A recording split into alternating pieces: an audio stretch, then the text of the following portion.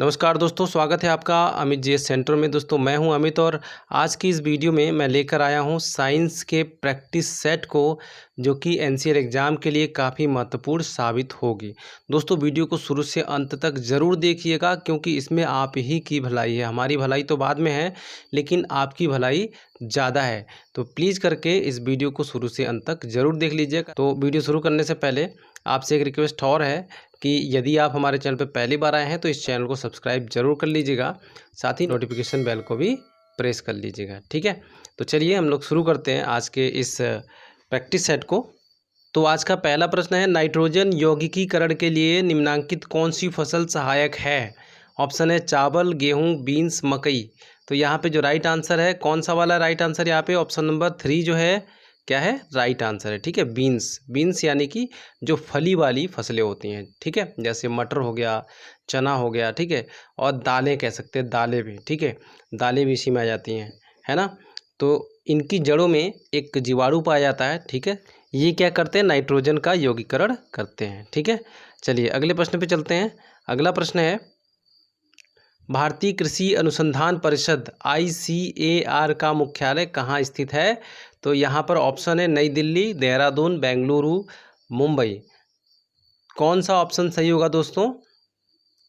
यहाँ पर जो राइट आंसर है वो है नई दिल्ली। ठीक है, चलिए अगले प्रश्न पे चलते हैं। अगला प्रश्न है, DNA का मूल मात्रक है। ठीक है, कौन सा इसमें से सही होगा? ऑप्शन है विटामिन, न्यूक्लियोसाइड, न्यूक्लियोटाइड और वसा। ठीक है, तो यहाँ पर जो राइट आंसर होगा वो होगा न्यूक्लियोटाइड। ठीक है, अच्छा ये जो न्यूक्लियोटाइड्स होते हैं, इसमें क्या क्या सम्मिलित होते हैं? एक पूरा DNA का एक मूल मात्रक होता है। ठीक है, एक यूनिट होता है जिसको हम कह सकते हैं।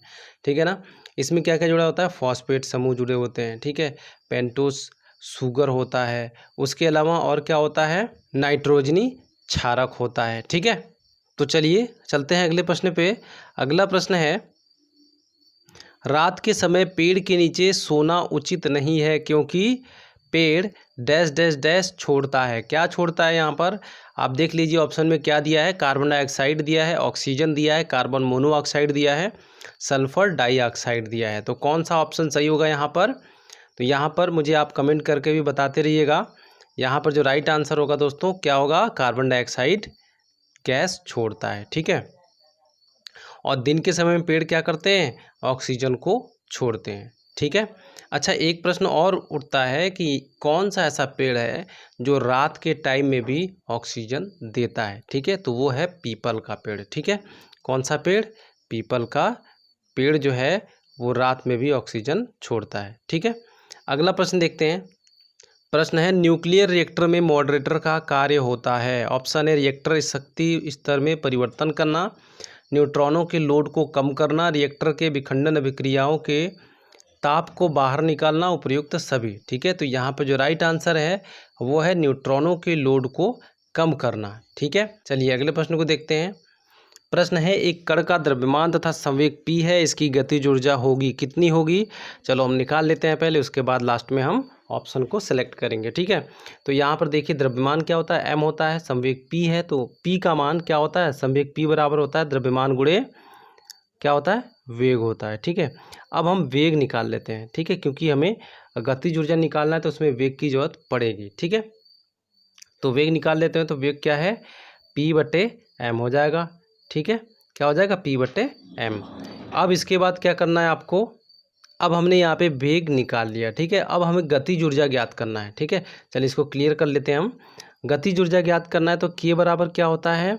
1/2 mv² होता है। ठीक है, यहाँ पे v का मान हम रख लेंगे। चलिए 1/2 m इंटू वी का मान कितना था? P/m था। ठीक है, और स्क्वायर लगा था v पे। ठीक है, अब इसको हम क्या कर लेते हैं? m से, यहाँ पर m स्क्वायर होगा ना, अगर ये हम अगर ब्रैकेट को अगर हम तोड़ते हैं तो। ठीक है, m स्क्वायर हो जाएगा और p², तो 1m से यहाँ पे स्क्वायर हट जाएगा। ठीक है, तो क्या आ जाएगा? 1/2 p²/m। ठीक है, यानी कि अगर इसको और थोड़ा सॉल्व किया जाए तो क्या हो जाएगा? p²/2m। ठीक है। अब देखिए आप इसको हम और अगर इस ऑप्शन की भाषा में लिखें तो कैसे लिखेंगे देख लेते हैं। इरेज कर लेते हैं इसको पहले। चलिए अब हम इसको कैसे लिखेंगे, लिखा हुआ क्या था, काइनेटिक एनर्जी बराबर लिखा था P²/2m। तो इसको हम किस तरीके से लिख सकते हैं, P² प्रति का चिन्ह लगाएंगे, ठीक है, 2m, ठीक है। तो यहाँ पर ऑप्शन देखिए, ऑप्शन नंबर जो 4 दिखा रहा है आपका, ठीक है, यहाँ पर क्या है, P²/2m है, ठीक है। आपको ये पढ़ने में थोड़ी सी परेशानी हो रही है। एरो का ऊपर की तरफ एरो का मतलब है कि यहाँ पर पावर लगा हुआ है, ठीक है, P²/2m। तो यहाँ पर देखिए ऑप्शन नंबर 4 जो है करेक्ट है, ठीक है। अगला प्रश्न देखते हैं। अगला प्रश्न है, द्रवित पेट्रोलियम गैस के संघटक है। ऑप्शन है methane, ethane, hexane, methane, hexane, butane, butane और आइसोब्यूटेन, प्रोपेन, और चौथा है मीथेन, ब्यूटेन, हेक्सेन। तो इसका जो राइट आंसर है दोस्तों क्या है, ब्यूटेन और आइसोब्यूटेन व प्रोपेन, ठीक है। द्रवित पेट्रोलियम यानी कि द्रवित पेट्रोलियम गैस को क्या बोलते हैं, LPG बोलते हैं, लिक्विफाइड पेट्रोलियम गैस, ठीक है। इसका प्रमुख घटक जो होता है वो होता है ब्यूटेन और आइसोब्यूटेन, और साथ में क्या, प्रोपेन होता है, ठीक है। इनकी कोई गंध नहीं होती, कोई क्या होता है कि कुछ नहीं होता इसका, इनमें कोई अपने आप में कोई गंध नहीं होती है, स्मेल नहीं होती है। लेकिन हम इसमें क्या मिलाते हैं ताकि लीकेज का पता चले, हम मिलाते हैं इसमें मिथाइल मर्केप्टॉन, ठीक है, जिसके कारण से क्या होता है, ये जो LPG है अगर लीकेज होती है तो वहाँ पे क्या होता है, गंध आने लग जाती है, ठीक है, जिससे हम पहचान लेते हैं कि LPG का यहाँ पे रिसाव हो रहा है, ठीक है। चलिए अगले प्रश्न पे चलते हैं। अगला प्रश्न है, ताप का सबसे अच्छा चालक कौन सा है। ऑप्शन है लोहा, चांदी, सोना, चांदी। इन ऑप्शंस में से हमें बताना है कि इनमें जो सबसे अच्छा चालक है कौन है, ताप का बताना है, ठीक है। तो यहाँ पर जो ताप का सबसे अच्छा चालक है वो है ऑप्शन नंबर 2 यानी कि चांदी, ठीक है। अगला प्रश्न देखते हैं, जब ध्वनि तरंगे चलती हैं तो ये अपने साथ ले जाती हैं, ठीक है। ऑप्शन है द्रव्यमान, ध्वनि, ऊर्जा और विभवांतर। तो अपने साथ क्या ले जाती हैं, ऊर्जा ले जाती हैं, ठीक है। यह ऊर्जा जो होती है किस रूप में होती है, गतिज ऊर्जा के रूप में होती है, ठीक है। अगला प्रश्न देखते हैं, कोशिकाओं में तत्कालीन ऊर्जा उत्पादन के लिए निम्नलिखित में से एक लिया जाता है। ऑप्शन है protein, vitamin C, sucrose, glucose, ठीक है। तो प्रश्न देखिए क्या पूछा है, कोशिकाओं में तत्कालीन ऊर्जा उत्पादन के लिए, ठीक है। कोशिकाएं तत्कालीन मतलब कि रिसेंटली एकदम से ऊर्जा उत्पादन के लिए किसका प्रयोग करती है इनमें से, ठीक है। तो प्रोटीन का तो प्रयोग करती नहीं है, विटामिन्स का भी नहीं प्रयोग करती, सुक्रोज का भी प्रयोग नहीं करती है। तो कोशिकाएं किसका प्रयोग करती हैं, ग्लूकोज का प्रयोग करती हैं, ठीक है। किसका, ग्लूकोज का प्रयोग करती हैं। ग्लूकोज के, अब यहाँ पर देखिए ग्लूकोज के एक अणु के श्वसन से कितनी एनर्जी उत्पन्न होती है, तो 36 ATP एनर्जी रिलीज होती है, ठीक है। 36 ATP ऊर्जा प्राप्त होती है। अगला प्रश्न देखते हैं, किसमें प्रोटीन नहीं पाया जाता है, ठीक है। यहाँ पर इन ऑप्शंस में हमें छांट के बताना है किसमें प्रोटीन नहीं पाया जाता है। तो देखिए मांस में जो होता है वो प्रचुर मात्रा में, मतलब बहुत ज़्यादा प्रोटीन पाई जाती है। दूध में भी प्रोटीन पाया जाता है, ठीक है। चावल में प्रोटीन नहीं पाया जाता है। इसमें क्या पाया जाता है, तो इसमें जो सबसे अधिक मात्रा होती है वो किसकी होती है, कार्बोहाइड्रेट की होती है, ठीक है। किसमें, चावल में, है ना, चावल में कार्बोहाइड्रेट की मात्रा सबसे अधिक होती है, प्रोटीन नहीं पाई जाती है। दाल में प्रोटीन पाई जाती है। तो इसका मतलब क्या है कि प्रोटीन किस में नहीं पाई जाती है, चावल में नहीं पाई जाती है। तो यहाँ पे ऑप्शन नंबर 3 जो है करेक्ट होगा, ठीक है। अब अगला प्रश्न देखते हैं। प्रश्न है, निम्नलिखित में से कौन नाइट्रोजन चक्र में भाग नहीं लेते हैं, ठीक है। तो यहाँ पे ऑप्शन है जीवाणु, कार्बन डाइऑक्साइड और नाइट्रिक एसिड, अमोनिया, ठीक है। तो यहाँ पर जो राइट आंसर है वो है कार्बन डाइऑक्साइड, ठीक है।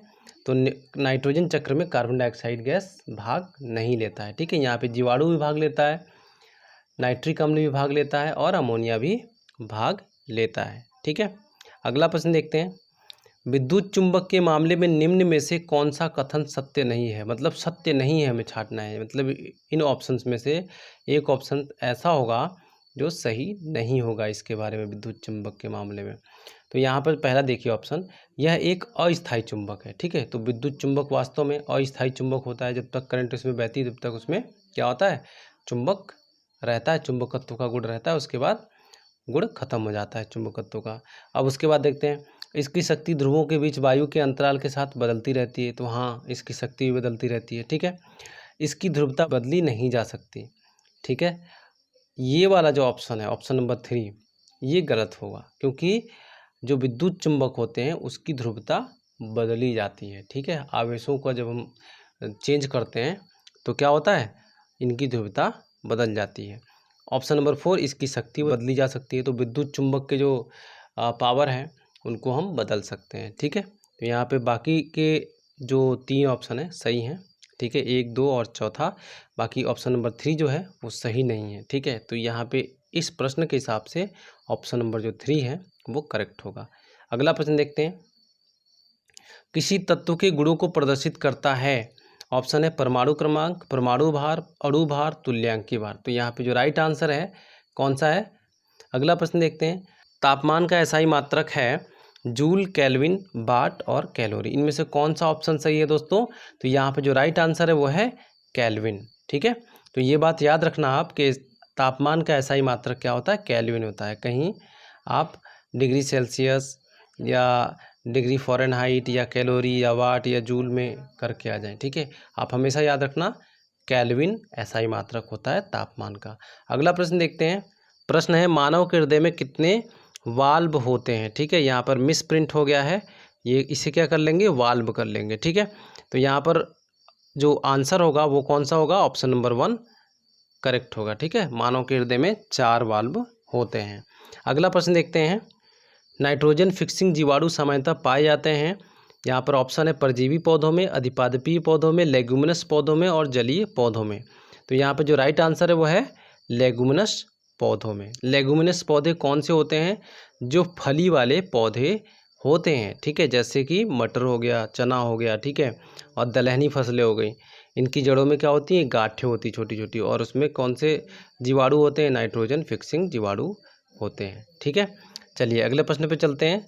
अगला प्रश्न है, जिस रासायनिक अभिक्रिया में ऊष्मा निकलती है उसे डैश डैश डैश अभिक्रिया कहा जाता है। कौन सी अभिक्रिया कहा जाता है, यहाँ पर ऊष्मा निकलती है। तो जब ऊष्मा निकलती है तो ऐसे में हम उस रासायनिक अभिक्रिया को कहते हैं ऊष्माक्षेपी अभिक्रिया। ठीक है, अगला प्रश्न देखते हैं, जल एवं अल्कोहल है। ठीक है, पूर्णतः मिश्रणीय, अंशतः मिश्रणीय, अमिश्रणीय, इनमें से कोई नहीं। ठीक है, तो इसका जो राइट आंसर है कौन सा होगा, ऑप्शन नंबर 1 पूर्णतः मिश्रणीय होते हैं। तभी तो जो क्या नाम अल्कोहल को जो यूज़ करते हैं, जो अल्कोहल को पीते हैं, ठीक है, यानी कि वाइन के रूप में, तो उसमें क्या मिलाते हैं, जल। जल और वाइन को जब एक साथ मिला दिया जाता है तो कैसा हो जाता है, एक होमोजीनियस मिक्सचर तैयार हो जाता है, सॉल्यूशन तैयार हो जाता है। ठीक है, समांगी विलयन बन जाता है। ठीक है ना, तो इसका जो ऑप्शन नंबर 1 है पूर्णतः मिश्रणीय, ये करेक्ट है। अगला प्रश्न देखते हैं, हमारे शरीर की सबसे बड़ी ग्रंथि कौन सी है। ठीक है, तो हमारे शरीर की जो सबसे बड़ी ग्रंथि है वो है कौन सी, लीवर। ठीक है, लीवर जो है हमारे शरीर की सबसे बड़ी ग्रंथि है। पिट्यूटरी क्या है, ये सबसे छोटी ग्रंथि है। ठीक है, क्या है, सबसे छोटी ग्रंथि है।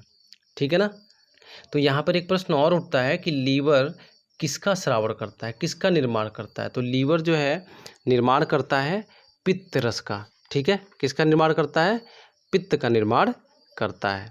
तो दोस्तों उम्मीद करता हूँ कि ये वीडियो आपको पसंद आई होगी। वीडियो पसंद आई हो तो लाइक शेयर ज़रूर कीजिएगा। साथ ही अगर आप हमारे चैनल पर पहली बार आए हैं तो हमारे चैनल को प्लीज़ सब्सक्राइब कर लीजिएगा। साथ ही नोटिफिकेशन बेल को भी प्रेस कर दीजिएगा ताकि आने वाली महत्वपूर्ण वीडियो का नोटिफिकेशन आप तक पहुँचता रहे। तो मिलते हैं अगले वीडियो में, तब तक के लिए बाय बाय, टेक केयर।